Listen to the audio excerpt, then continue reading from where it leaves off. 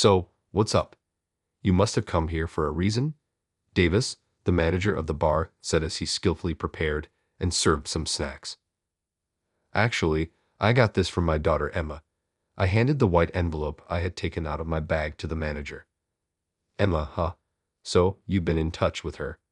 Davis smiled as he took the envelope. No, I haven't seen or contacted Emma or Sarah for 21 years. I didn't even tell them my new address when I moved, but this arrived 3 days ago. Davis looked surprised when he saw the contents of the envelope. This is a wedding invitation, isn't it? I nodded. After divorcing Sarah, I immediately moved into a small apartment. Of course, I didn't tell Sarah where I had moved. Why would Emma send me an invitation? I wondered aloud. It's obviously because she wants to invite you, Bob, Davis said. But I was a father who couldn't even celebrate her birthdays properly. But Emma had the courage to send you an invitation. I don't know how she found out your address, but she must have wanted her father to celebrate her big day with her. His words resonated with me, and I felt tears welling up. Encouraged by Davis, I made up my mind to see my daughter for the first time in 21 years. My name is Bob Brown. I married Sarah Smith when I was 25, and our daughter Emma was born a year later. Children are so adorable. I wanted us to always live happily together as a family. Having a child made me feel more responsible as a father. After graduating from high school, I had worked as a carpenter for 10 years, but I started thinking I needed to earn more money. I grew up in a single-parent household, and we were poor, so I didn't want my child to go through the same hardships. My mother had taken out loans, so I wanted to pay them off for her and let her have an easier life after raising me on her own. After much deliberation, I decided to change jobs and become a long-distance truck driver, which paid better.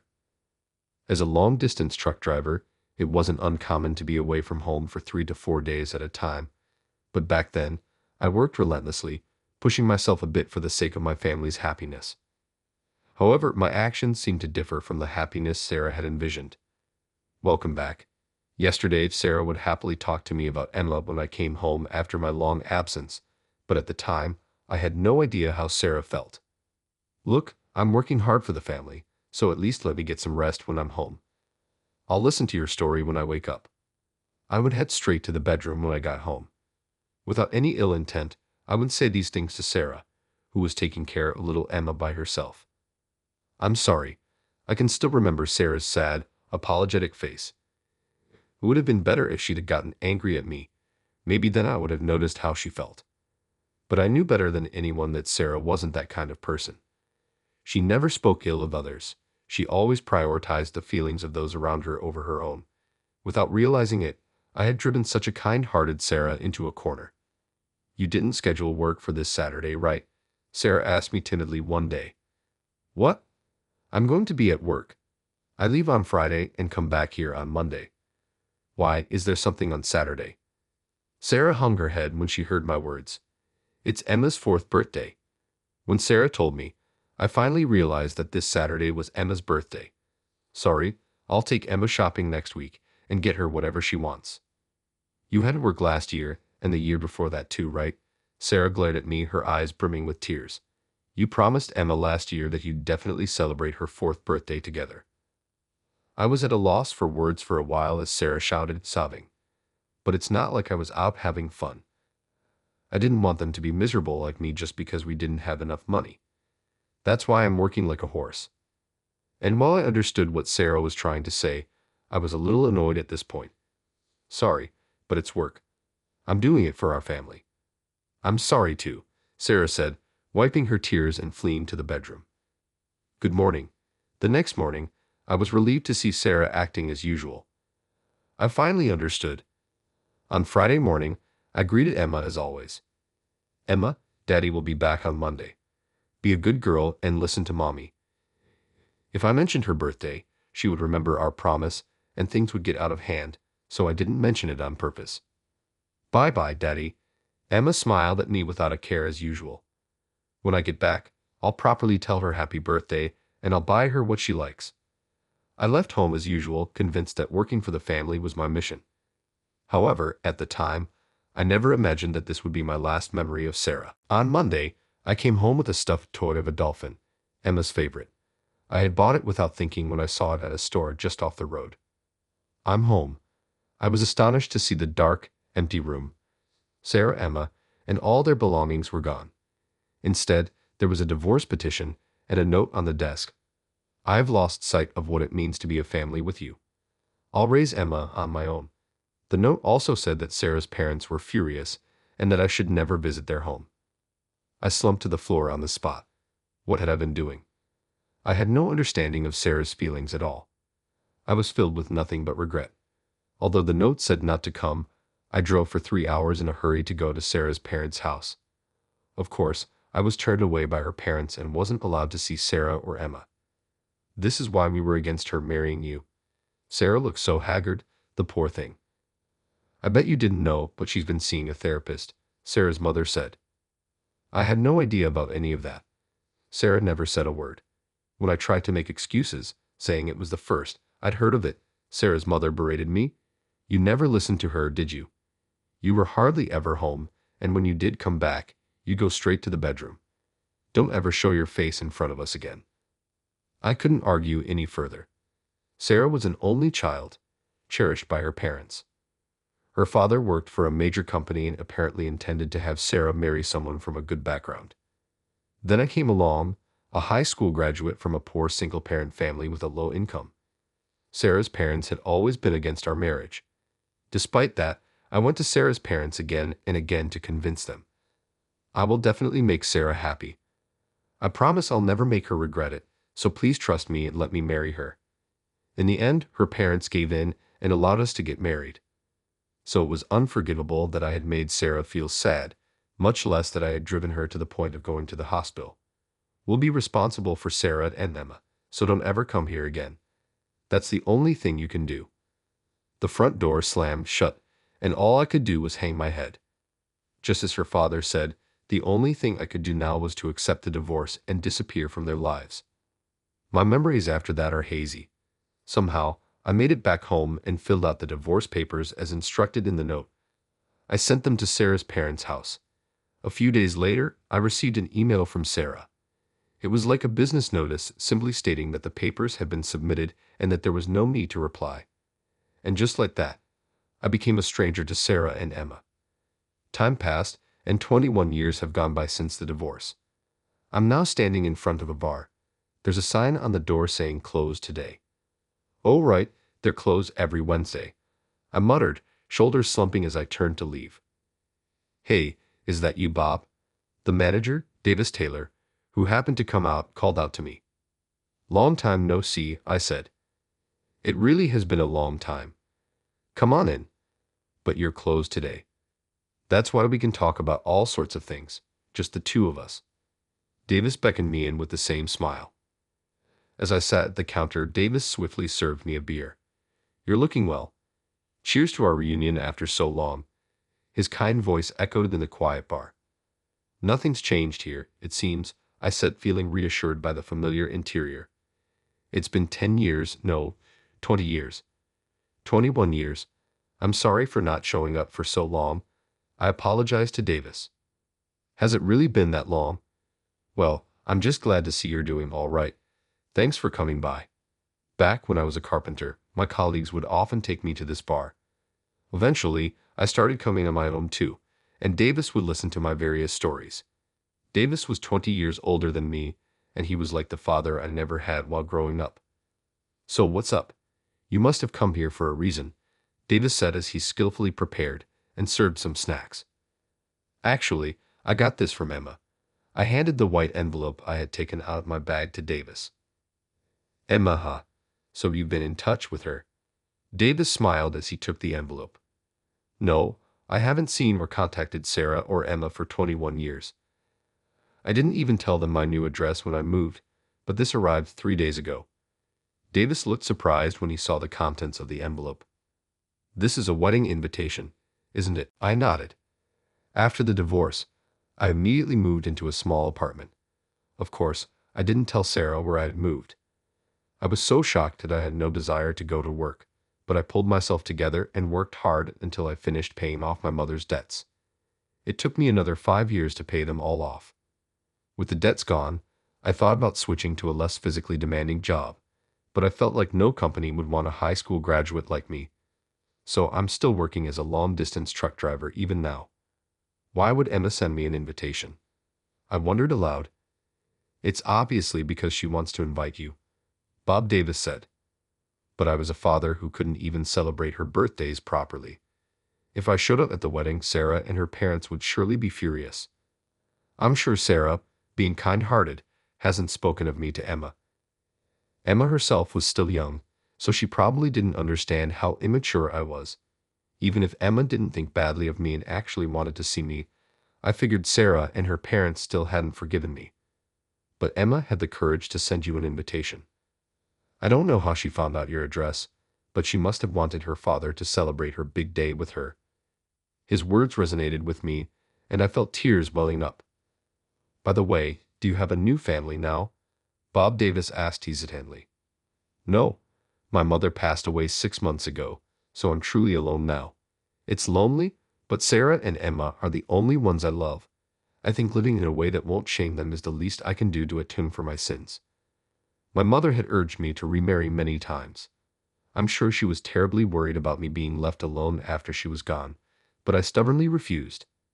I couldn't even imagine walking through life with anyone other than Sarah and Emma. You were head over heels for Sarah from the day you met her, weren't you? Bob Davis said, his eyes narrowing in reminiscence. I had met Sarah at this bar. It was when I was 24. As usual, my colleagues had brought me here. That day, there happened to be a group of smart-looking people in suits sitting at the next table. Among them was Sarah, who was smiling modestly. I thought she was cute, but my first impression was that we probably lived in different worlds judging from her appearance. I didn't pay much attention to her at the time and was drinking with my colleagues as usual. But the alcohol hit me faster than usual, perhaps because I was drinking on an empty stomach. Grinning like an idiot, I accidentally knocked over a beer bottle, spilling it everywhere. Sarah immediately handed me a towel from the next table. When I spilled that beer, didn't she? Remembering our first encounter after so long made my heart ache. You fell in love with her in an instant, Bob. I can tell just by looking at you, Davis said, making me feel embarrassed. But it was absolutely true. The kind-hearted Sarah responded quickly to the accident at the table next to hers. Are you okay? Drinking too much is bad for your health, she said, peering at my face with concern despite me being a total stranger. I was captivated by her. I'm so sorry. Thank you very much. I'll be careful not to let this happen again, I said solemnly, the drunkenness instantly wearing off. Sarah laughed at the sight. Just please take care of yourself for your sake and your family's. For my sake and my family's. What a beautiful soul she had. I completely fell for Sarah with those words. After that, I started coming to the bar alone, hoping to see Sarah again. I even talked to Davis about it and had him secretly contact me when Sarah came to the bar. In this way, I gradually closed the distance between us, pretending it was just by chance. I was upfront with Sarah about myself from the start. Of course, I wanted to date her, but since I already felt like we lived in different worlds, I wanted her to tell me right away if it wasn't going to work out. However, Sarah didn't seem to mind at all that I was a high school graduate, a carpenter, and from a single-parent family. On the contrary, she justly respected me, saying things like, "You've already been working for 6 years, even though you're the same age as me. It's amazing that you became independent so early, and it's wonderful how much you care about your mother." I grew to like the pure-hearted Sarah even more, and I finally confessed my feelings to her. Sarah shyly accepted. You came to tell me the good news in person on every occasion. When you started dating, the day after you proposed, and when Emma was born. Davis said, "Well, you're like a father to me, Davis." I smiled with deep gratitude. "Oh, I just remembered. You made some kind of declaration when Emma was born, didn't you? What was it again?" I silently took out a bank book from my bag, opened it, and showed it to him. "That's right. What is this?" "Yours, Bob?" Davis asked. I silently nodded to Davis, who was wide-eyed. Davis let out a sigh and gave me a kind look. "Bob, you've already made up your mind, haven't you? Go see them and tell them how you really feel. God's given you this chance to meet them, so take it." Davis sat down next to me and put his arm around my shoulder. He continued, I think of you like a son, you know. That's why I want you to be happy. 21 years is more than enough time to take a good look at yourself, and not just for you, but for Sarah and her parents too. None of you are the same as you were that day. You've all changed. Tears spilled from my eyes. But maybe Sarah's remarried. I voiced my concern. It had been 21 years. There was a good chance of that. Sarah was so kind and charming, there's no way the men around her would have left her alone. Plus, there was a possibility she had remarried some wonderful guy from a good background, someone her father would approve of. Would it bother you if Sarah was remarried? Davis asked. No, it wouldn't. Raising a child alone is tough, and if Sarah's remarried and happy now, that's enough for me. But how would I react if I actually saw her looking happy with her new husband? I was scared of that. I might break down crying. I might turn away. At the end of the day, I'm still a weak man. When I confided my anxieties to Davis, he gently rubbed my back. Even if Sarah's remarried, you're still Emma's real father. That's why Emma invited you. For these past 21 years, I bet your feelings for them have been stronger than anyone else's. So be confident. But tell them how you feel now, and make sure you give them this. Davis made me grip the bank book. He also quietly placed the invitation and a pen in front of me. When I looked at Davis, he nodded firmly. I'd hesitated for a while, but then I made up my mind and picked up the pen with a pounding heart. I checked the attending box. 2 months later, I was standing in front of the gate of the wedding venue. For this day, I bought a suit for the first time in my life, had my hair done, and shaved thoroughly so that Emma would not be embarrassed. I had made it this far, but my feet wouldn't move any further. The staff member, perhaps wondering what was up with me, came over. Do you have a wedding invitation? Yes, I do. I timidly showed the envelope containing the invitation. The staff member looked at my name written on it, widened her eyes for a moment, then smiled. Congratulations on this special day. I heard about you from Emma. Right this way, please. I followed the staff member and found myself in the waiting room for the bride and groom. Emma asked me to bring you here. Please go on in. Beyond this door, Emma's waiting. My heart was pounding so hard I thought it might fly out of my chest, but encouraged by the staff member, I knocked. Yes, come on in. I braced myself and opened the door. Emma, thank you for inviting me today. I tried to say the words I had been thinking about all this time, but I choked up halfway through because 25-year-old Emma looked just like Sarah used to, and because Emma, in her wedding dress, was so beautiful, like a goddess. I had barely spent any time with Emma. I was a father in name only, but even so, my daughter's wedding overwhelmed me with emotion, and before I knew it, I was crying. Dad, you came. Emma's eyes also welled up with tears when she saw me. The groom standing next to Emma came up to me. Nice to meet you, sir. I'm Jack Johnson. I'm sorry for not saying hello to you sooner. I promised to make Emma happy. Jack extended his hand to me, calling me sir. In that instant, I could tell what kind of a person he was. He was the partner Emma had chosen. I'm sure his words were sincere. Suddenly, I remembered myself persuading Sarah's parents. I will definitely make Sarah happy. I promise I'll never make her regret it, so please trust me and let me marry her. Sarah's parents must have believed in me as the partner their daughter had chosen, and yet I betrayed that trust. Could I talk to Jack alone for a bit? I got his consent and went outside with Jack. Jack. I don't deserve to be addressed with such respect by you when my own marriage failed. But I have one favor to ask. Please make Emma happy to make up for what I couldn't do. Don't hide things from each other and build a happy home together. I begged him. I told Sarah everything without hiding anything, but I couldn't bring myself to tell her about my mother's debt until the very end. I knew if they found out about the debt, her parents would definitely oppose the marriage.